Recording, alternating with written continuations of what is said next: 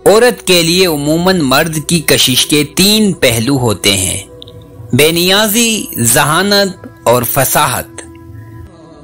اکثر اوقات سچ کڑوا نہیں ہوتا، سچ بولنے کا انداز کڑوا ہوتا ہے۔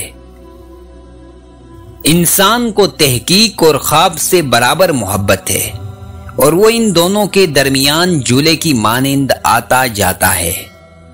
محبت سفید لباس میں ملبوس امر و عیار ہے، ہمیشہ دو راہوں پر لا کر کھڑا کر دیتی ہے۔ انسان حاصل کی تمنا میں لا حاصل کے پیچھے دوڑتا ہے، اس بچے کی طرح جو تتلیاں پکڑنے کے مشغلے میں گھر سے بہت دور نکل جاتا ہے۔ نہ تتلیاں ملتی ہیں اور نہ واپسی کا راستہ۔ محبت پانے والا کبھی اس بات پر مطمئن نہیں ہو جاتا کہ اسے ایک دن کے لیے مکمل طور پر ایک شخص کی محبت حاصل ہوئی ہے۔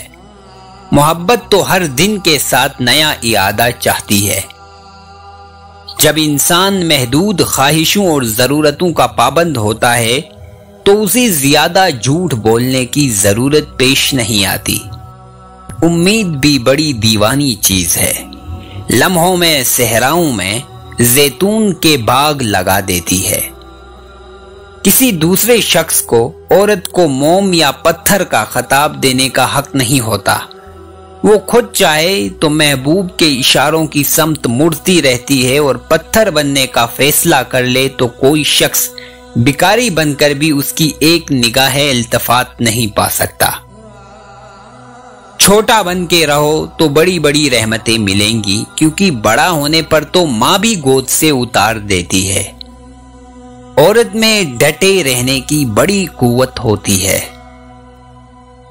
معزز آدمی کی پہچان یہ ہے کہ اس کے دل میں ہر ایک کے لیے محبت ہوتی ہے، اور وہ آسانی سے کسی دوسرے کے ساتھ دشمنی پر آمادہ نہیں ہوتا ہے۔ وہ چاندی کی پیالی کی طرح ہوتا ہے، اگر آپ اسے موڑنا چاہیں تو وہ آسانی سے مڑ جائے گا، اور اگر آپ اسے توڑنا چاہیں تو وہ آسانی سے نہیں ٹوٹے گا۔ قید اس وقت شروع نہیں ہوتی جب سپاہی اپنے ہتھیار اتار کر دشمن سے سمجھوتا کر لیتا ہے، بلکہ بے یقینی کا وہ لمحہ اسے قیدی بناتا ہے جب پہلی بار اسے اپنے زور بازو پر یقین نہیں رہتا اور دشمن کی قوت کا اندازہ لگا کر اس سے ڈرتا ہے۔ محبت 2 بے وقوفوں کے درمیان ایک معاہدے کا نام ہے۔ دونوں میں سے جسے پہلے عقل آ جائے وہ بے وفا کہلاتا ہے۔ بے عزتی کرنے والے شخص کو عزت اور احترام سے جواب دے، وہ خود شرمندہ ہو جائے گا۔